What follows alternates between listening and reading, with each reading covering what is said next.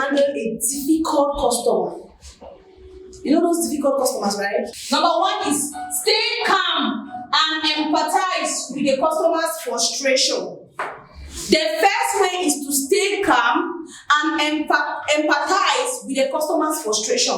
Now, let's say a customer bought this product and the customer expects that this product is going to work so well for them. Maybe they're using the product, they used it the wrong way and have a different kind of result. So when you reach there, they are trying to talk to you. You have to have conscience. You have to feel their pain. You have to feel their frustration. Are you getting me? Yeah. When you meet that kind of customer that is trying to tell you, I bought this product like this, I used the product, it was supposed to work, but the product did not work. At that moment, you have to stay calm. Understand what they are explaining to you and try to feel their pain. Put yourself in that situation. If you were the one that bought this product and you were expecting to see results and it did not work, how will you feel? That's why you should empathize with them. That's the first thing you have to do. Number two, listen actively to the customer's concern without interruption. When the customer is trying to explain to you about what happened with the product, I bought this product, it has given me rashes on my body. I bought this product, it has spoiled my face. I bought this product, it has spoiled my skin. Listen to the customer without interrupting. I know why the customer is saying something, you can be tempted to say, no, sir, wait, let me explain. No, don't stop the customer. Allow the customer to pour out their hearts to you. Don't interrupt them. See, when a customer is trying to explain their frustration to you and you try to interrupt them, they become even more angry and aggressive. Are you getting me? Yes. They become even more angry and more aggressive. So it is important that once a customer is trying to explain themselves to you, explain their pain to you, explain their frustration to you, don't interrupt them. Listen to them keenly. Listen to them attentively. That's the second thing. The third thing, apologize. Even if the situation was not your fault. Sir, I'm sorry. I'm sorry. I'm sorry. It's not your fault. Let's say you identify this price from our company. And the person is talking to you about the product.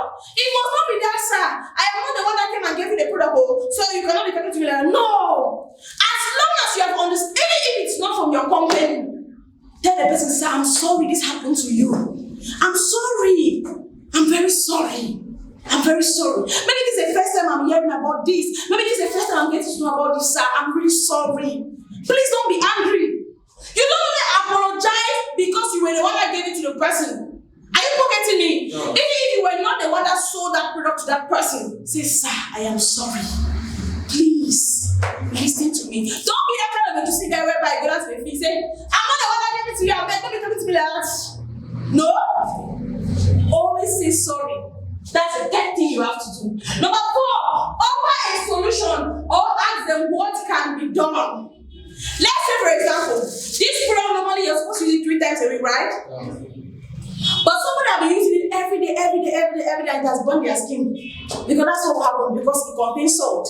So if you start using it every day, what happens is that it's going to burn your skin. So let's say this person have been using it every day because they didn't understand. Because even on it is written there, but some customers don't read. But then it has burned their skin. Let's say, sir, I'm very sorry this thing happened to you.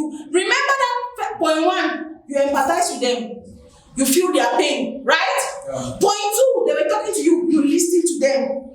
Point 3, you say, I am sorry for what happened to you. But now point 4, you are asking them, sir, what can be done in order to remedy the situation?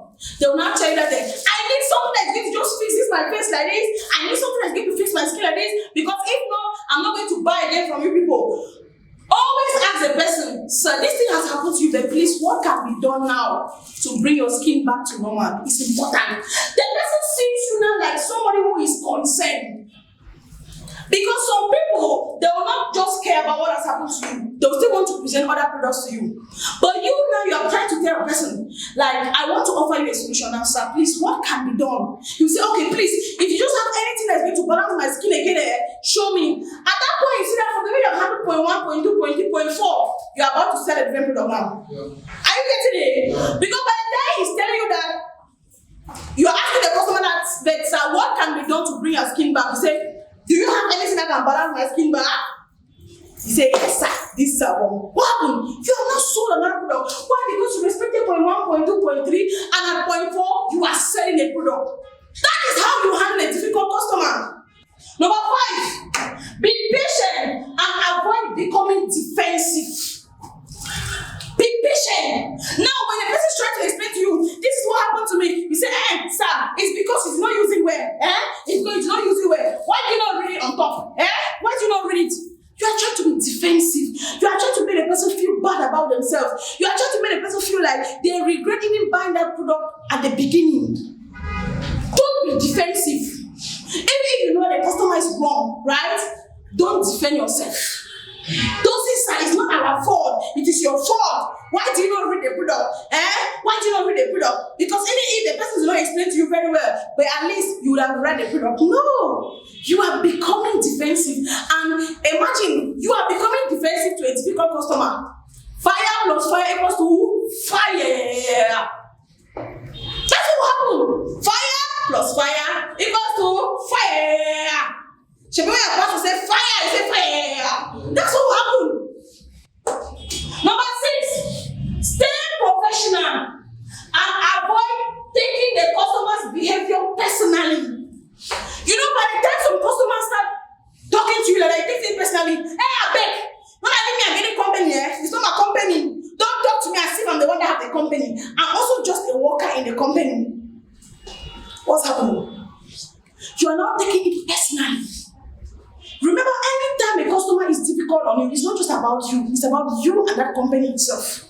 So, the person is not just talking to you, but it's talking to a general company. Don't take it personally. That is some of you, when a customer negative, you take it personally. Why would the person be talking to me? Am I the one producing the products? No. Never you take any customer's feedback personally. Never you take any customer's reaction personally. Every time a customer is talking to you, be open-minded. Be like somebody who is a producer of this product. And customers are giving you feedback. You are taking it in a professional way. Why? Because you want to help improve in the next production. But when a customer is trying to talk to you and you take it personally, why are you talking only to me like that? Why do you not come to our office? Why do you not come to our office? Never you take a customer's behavior personally. Because that customer is not just talking back to you. That customer is talking to an entire body. It's talking to an entire company. It's talking to an entire production company. Number 7, communicate clearly and effectively to ensure the customer understands the next step. Now, let's say you have offered solution to the customer, right? Yeah. And now you are not taking things personally. It is at a point now whereby you want to continue to tell the customer that, okay, I've used the product, this is the quantity that is left. I don't want it again, take it to your company. Some of you take it and carry it to your house and be using it to bait. But that's not what you're supposed to do. What you're supposed to do is that you are supposed to tell the person the next step on how they can use the product well. So that what happened to them before will not happen again. So you say, okay, now after you have balanced your skin because of this issues that you got with our product, I want to tell you that next time, for now, maybe you should be using this product just once a week. Maybe you should be using it now just twice a week. Or maybe you should be using it just thrice a week so that it can balance your skin. Communicate the next step to the customer. Communicate the next thing you want the customer to do with that product. But what happens, most of you in this office, what I've seen is that when the customer gives you feedback about the product, you collect the product and you take it to your house. You start using it. Most of you, I don't want to start calling your names. You take the product and use it. To you now, you see like at your own advantage. But you are supposed to tell the customer, no. The way you used it previously, that's not how you're supposed to use this product. But for now, this is how you should use it. Monday, Wednesday, and Friday. So you can get more better results. But instead you collect it and go and use it. Tell me, if you were that customer, will you ever buy that product again? Because what is happening is that the person used the product previously and they didn't use it well. But now you are now trying to tell them now how they should use it next time so they can have better results. But instead you choose to take your product and go and use it for yourself. Number 8, follow through on any promises made to the customer. For example, you told the customer, please continue using this product. I recommend the product, you really enjoy it. But now I promise that anytime I'm passing, I'll pass to check on you to see how these other things that happen to your skin, how it's going well. I remember there was a lady that said, well, she bought actually face wipe, use that face wipe, and she said, well, I think burn her face or whatever. Those are the kind of things you tell the person that, okay, now you bought the product, you use it. But now I want to assure you that while I am giving you this product, I will promise that every week that I'm passing by, I'll pass to check on you. See, last week I talked about qualities of a good trait of a good salesperson. One thing is follow up and feedback. Every time you present a product to a person, the person buys a product. Always ensure once in a while pass and check on them. How is the product? How is it going? Are you using it? Is it working well? Only that process of you passing by to check on them can make them buy other products. It's very important. Number 9, seek feedback from the customer to improve future interactions. Now, you pass by to always follow up the customer to see how they are doing and how the product is working. As you are passing to check on them, you take feedback. Okay, Mama, you have been using that product. Now, how is your face? How is your skin? Say, my skin will be better. See my skin, see no. You guys are not seeing a difference. That feedback will help you in your next sale.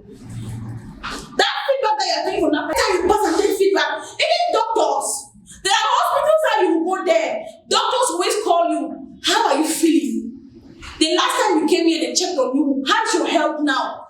Has that happened to anybody here? Yes. Yes. There are some hospitals that already send their nurses to come to your house to come and check on you. Yes, they'll come to your house and check on you. Like, how are you feeling?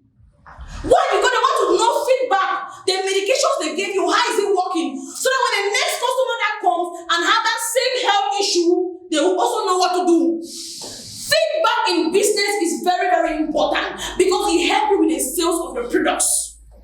And finally, take care of yourself and seek support from police or supervisor if needed.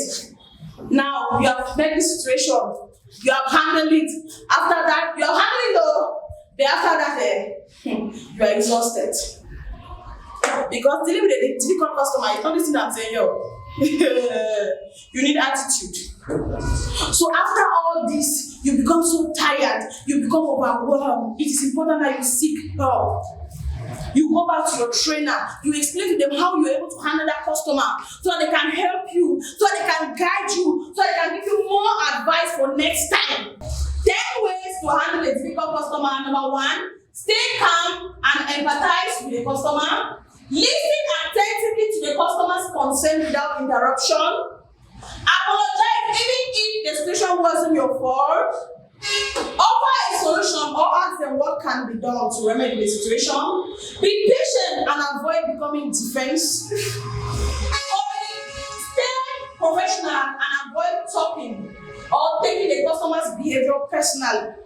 Communicate clearly and effectively to ensure the customer understands the next step on how to use that product or service. Follow through on any promises made to the customers. Like follow through, take feedback. Seek feedback from the customer to improve your next pitch, to improve your next interaction. And number 10, take care of yourself. Seek support from your colleagues whenever you're weak. Seek support from your supervisor so that you can get better. Thank you so much for watching this video. If you like this kind of videos, please click the like button, subscribe, and also share with your friends and family. Leave a comment in the comment section. Let me know which part of this video you enjoy the most. And until now, we will see you in our next video. Bye.